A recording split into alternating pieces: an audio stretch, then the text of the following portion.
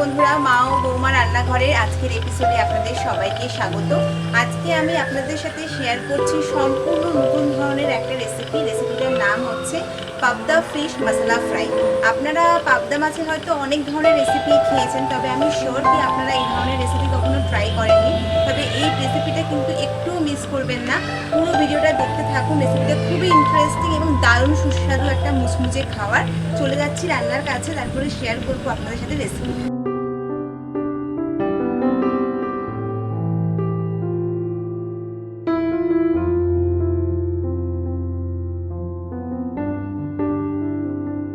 দেখতে পাচ্ছেন বন্ধুরা, আমি এখানে যে পাবদা মাছগুলো নিয়েছি, এই ধরনের সাইজের পাবদা মাছ নিয়েছি।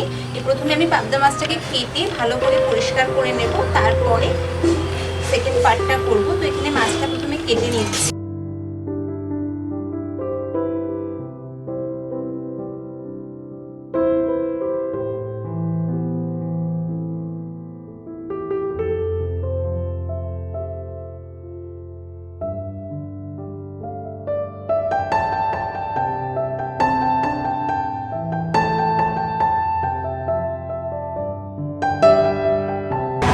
এখানে আমার মাছগুলো ভালো করে কেটে ফ্রেশ ভাবে ধুয়ে নিয়েছি।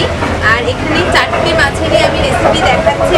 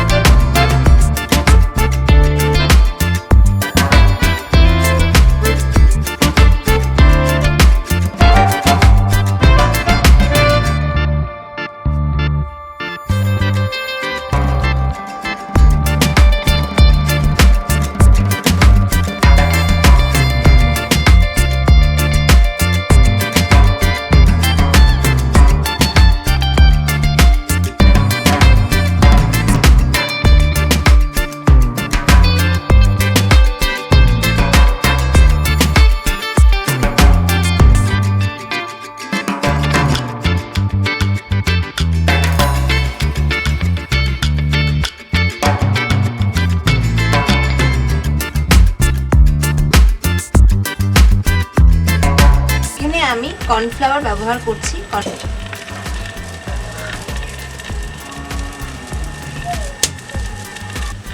আজকে আমি এখানে যে পাবদা মাছের ফ্রাইটা আপনাদেরকে দেখাচ্ছি, আপনারা সবাই জানেন পাবদা মাছ কিন্তু একটু নরম ধরনের মাছ, তো সেহেতু তেলে দেওয়ার সঙ্গে সঙ্গে খুব সহজে ফ্রাই হয়ে যায়। তাই এখানে আমি মেন ইনগ্রিডিয়েন্টস হিসেবে আজকে ব্যবহার করেছি কর্নফ্লাওয়ার।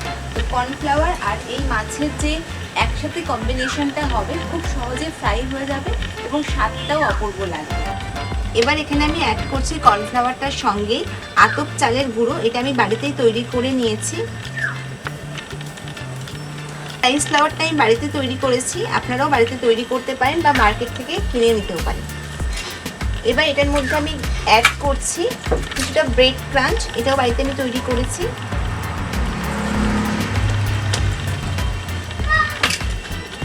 এবার এটার মধ্যে একটু নুন দিয়ে দিচ্ছি। এবার এটাকে ভালো করে মিক্স করে নেব। এটার মধ্যে আমি সামান্য লঙ্কার গুঁড়ো দিয়ে দিচ্ছি আর সামান্য ভাজা জিরের গুঁড়ো দিচ্ছি। এবার এটাকে আমি অল্প জল দিয়ে মিক্সড করব, যাতে এখানে রাইস ফ্লাওয়ারটা আর ব্রেডটা একটু নরম হয়ে যায় এবং মাছে যখন এটাকে অ্যাড করা হবে তাতে সুন্দর একটা স্ট্রাকচার আসবে।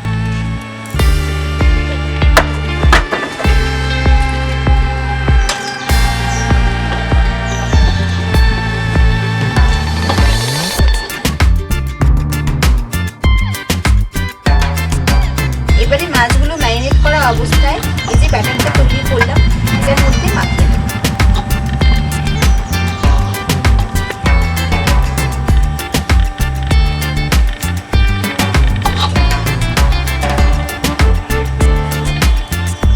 তেলটা এখানে আমি আগে থেকে হিট করে নিয়েছি, এবার মাছগুলোকে ছেড়ে দিচ্ছি।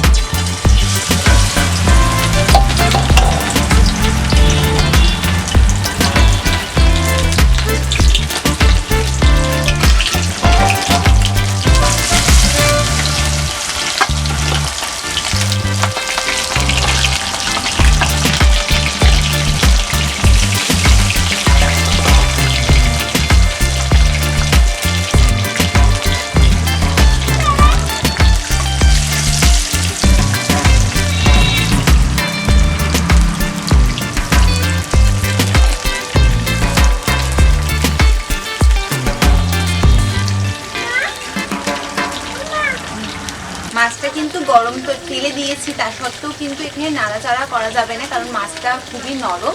তো 2 থেকে 3 মিনিট আমি এটাকে ভালো করে ফ্রাই করে নেব।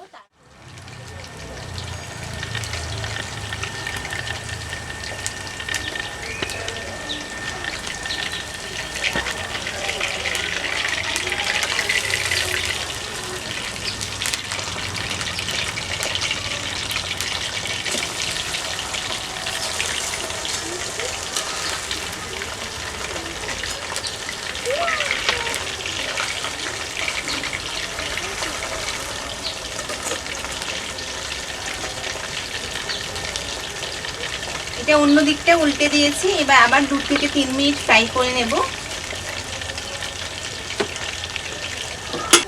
দেখতে পাচ্ছেন পুরো লাল লাল করে ফ্রাই করা হয়ে গেছে, মানে এটা কিন্তু কমপ্লিট হয়ে গেছে। এবার এটাকে আমি তুলে নিচ্ছি।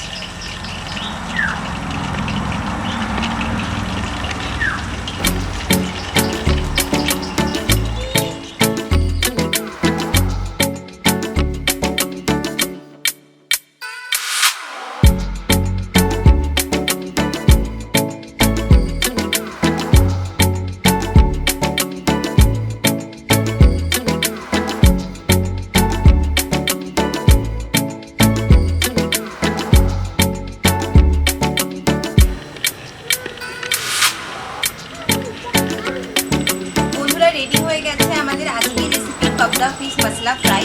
তো এবার তর্স হয়েছে না, খেয়ে জানাবো আপনাদের কেমন হয়েছে।